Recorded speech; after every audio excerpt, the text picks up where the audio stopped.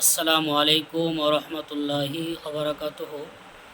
আজকে কয়েকদিন থেকে একটি বিষয় সোশ্যাল মিডিয়ায় খুব শোনা যাচ্ছে, ভাইরাল হচ্ছে। সেটি হলো একজন আহলে হাদিসদের মূর্খ বক্তা, যে লেখাপড়া কিছু করে না, বরং সর্বদাই এক অপরের কোথায় কে কি করেছে, কোথায় কি বলেছে, শুধু মানুষের গীবত, মানুষের ত্রুটি, মানুষের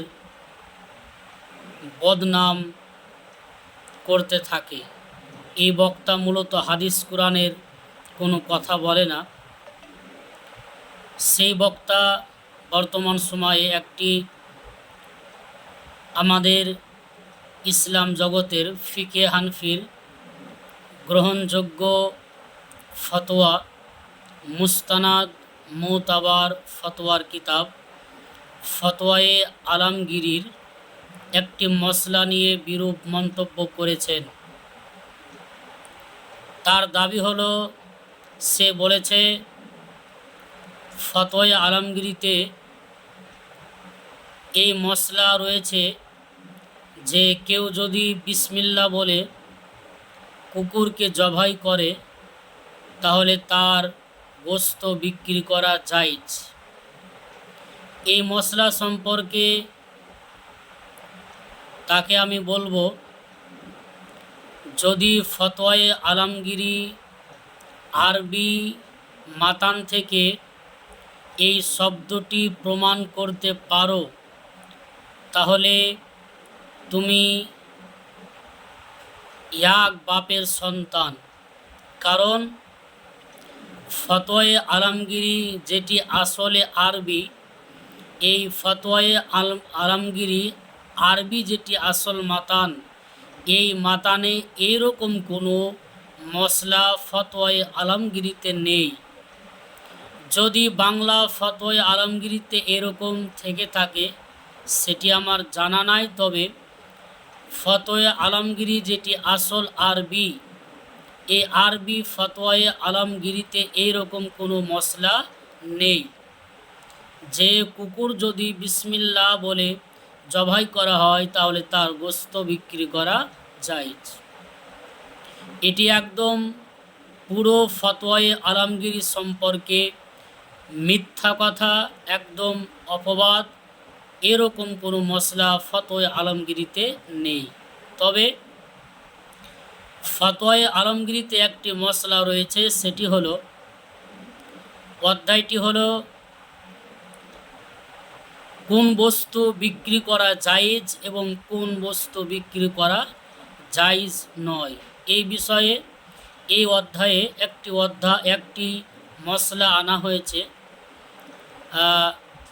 সেটা হলো, যদি কেউ কুকুরকে জবাই করে তাহলে তার গোশত বিক্রি করা জায়েজ। এরকম মসলা ফতোয়া আলমগীরিতে এসেছে। তবে আমাদেরকে ভালো করে বিষয়টি বুঝতে হবে। কুকুর বিক্রি করা সম্পর্কে ফতোয়ায়ে আলমগীরিতে শুধু নয়, এই মসলা শুধু ফতোয়ায়ে আলমগীরিতে নয়, বরং এই মসলা হাদিস কোরআনেও রয়েছে। কুকুর বিক্রি করা সম্পর্কে হাদিস শরীফেও দুই রকমের মত পাওয়া যায়। যেরকমভাবে ইমাম নাসাই রহমাতুল্লাহ আলাই নাসাই শরীফের মধ্যে একটি অধ্যায় এনেছেন যে কুকুর বিক্রি করা জায়েজ নয়। যেরকমভাবে কুকুর বিক্রি করা জায়েজ নয়, এই অধ্যায়টি ইমাম নাসাই রহমাতুল্লাহ আলাই এনেছেন। অধ্যায়টি হলো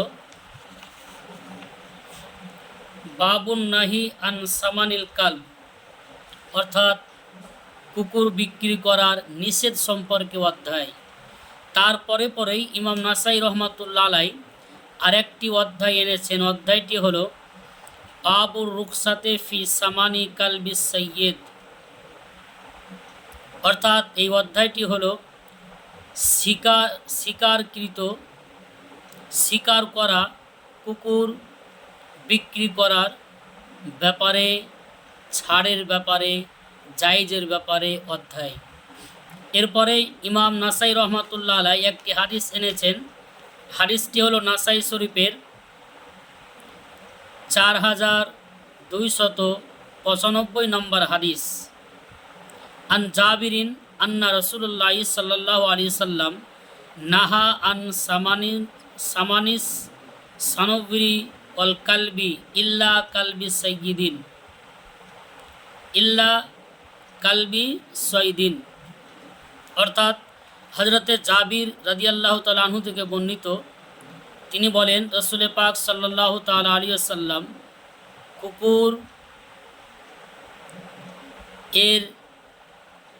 কুকুর বিক্রি করতে নিষেধ করেছেন। তবে যেই কুকুর শিকার করা সেটি বিক্রি করার অনুমতি রাসূলুল্লাহ দিয়েছেন। এরপরে ইমাম নাসাই রহমাতুল্লাহ আলাই আরেকটি এই অধ্যায়ে হাদিস এনে তিনি প্রমাণ করেছেন, যেরকমভাবে হাদিস শরীফে প্রমাণিত কুকুর বিক্রি করা জায়েজ নয়, ওইরকমভাবে আবার হাদিস থেকে প্রমাণিত কুকুর বিক্রি করা জায়েজ। তো এই মশলা ফতোয়ায়ে আলমগীরিতে শুধু নয়, বরং নাসাই শরীফে রয়েছে, তিরমিজি শরীফে রয়েছে, আবু দাউদ শরীফে রয়েছে।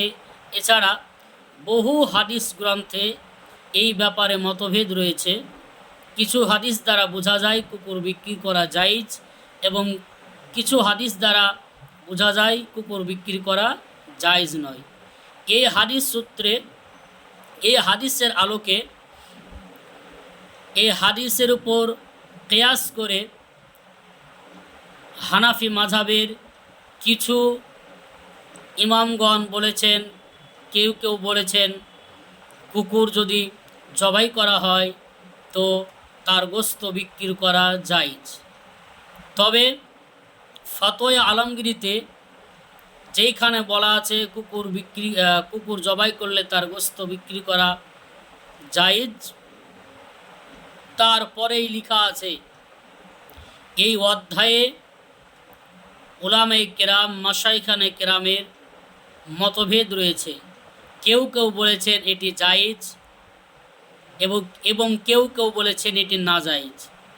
যিনারা বলেছেন জায়েজ, তিনাদের নিকটে কুকুর হচ্ছে নাজিসুল আইন নয়।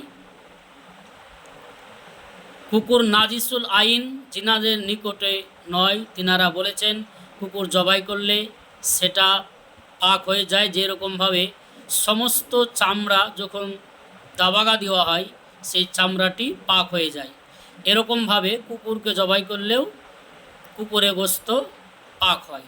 তবে অধিকাংশ আহনাফের ইমামগণের মত, যেরকম কানজুদ্দাকাইকে সাহিবে কানজুদ্দাকাইক, বাহারুর রায়কে সাহিবে বাহারুর রায়, তিনি বলেছেন কুকুর জবাই করলেও সেটি পাক হয় না এবং তার গোশত বিক্রি করা জায়েজ না।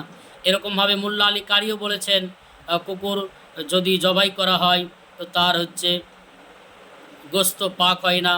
এরকমভাবে বহু মুহাদ্দিসিনগণ তিনি বলেছেন যে কুকুর জবাই করলেও পাক হয় না, সুতরাং সেটার গোশত বিক্রি করাও জায়েজ নয়।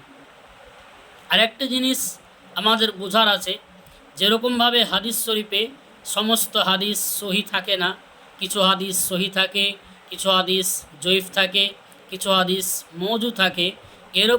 এরকমই ফতোয়ার কিতাবগুলোতে কিছু ফতোয়া গ্রহণযোগ্য থাকে, কিছু ফতোয়া অগ্রহণযোগ্য থাকে। তো ফতোয়া আলমগীরিতে যে মশলাটি আছে, এই মশলা অধিকাংশ উলামায়ে হানাফি মাযহাবের ইমামগণের নিকটে এটি অগ্রহণযোগ্য। তবে মশলা যেহেতু ফতোয়া আলমগীরিতে আছে, তবে এরকমভাবে নেই যে বিসমিল্লাহ বলে কুকুর জবাই করলে তার গোশত বিক্রি করা জায়েজ। এটি একদম মিথ্যা কথা, ভুল কথা। ফতোয়া আলমগীর একটি মুস্তানাদ, মুতাবার, গ্রহণযোগ্য কিতাব। এই কিতাব হাদিস এবং কোরআনের রোশনীতে লেখা হয়েছে। বাদশাহ আলমগীর রহমাতুল্লাহ আলাই তিনার যুগে ভারতবর্ষের আলা দরজার 300 মুফতিয়ানে কেরামকে নিয়ে এই ফতোয়ার কিতাবটি লিপিবদ্ধ করেছিলেন। এটি গ্রহণযোগ্য মুস্তানাদ মুতাবার ফতোয়ার বই। তোমার মতো মুমতাজুল এই ফতোয়ার বই পড়ার যোগ্যতা রাখে না, তাই মশলাকে নিয়ে তোমরা ব্যঙ্গ করতেছ। এই মশলা হাদিস শরীফে রয়েছে, যেহেতু কুকুর বিক্রি করার মশলা ইখতলাফ হাদিস শরীফে রয়েছে, সেহেতু ফতোয়ায়ে আলমগীরির উপরে শুধু উংলি করা, ফতোয়ায়ে আলমগীরির বিরুদ্ধে কথা বলা, বিরূপ মন্তব্য করা, এটি তোমার ভুল। অবশ্যই তোমাকে এই জিনিস থেকে তওবা করা উচিত। আল্লাহ পাক আমাদের সকলকে বোঝার তৌফিক দান করুক। সকলে বলুন আল্লাহুম্মা আমিন। আরেকটি লাস্টে বলে দিই, যদি এই মুমতাজুল ফতোয়া আলমগীরির আরবি মাতান থেকে এই কথা প্রমাণ করতে পারে, তাহলে সে এক বাপের বেটা, যে বিসমিল্লাহ বলে যদি কুকুর জবাই করা হয় তাহলে তার গোশত বিক্রি করা যায়, এইরকম ইবারত ফতোয়ায়ে আলমগীরিতে নেই।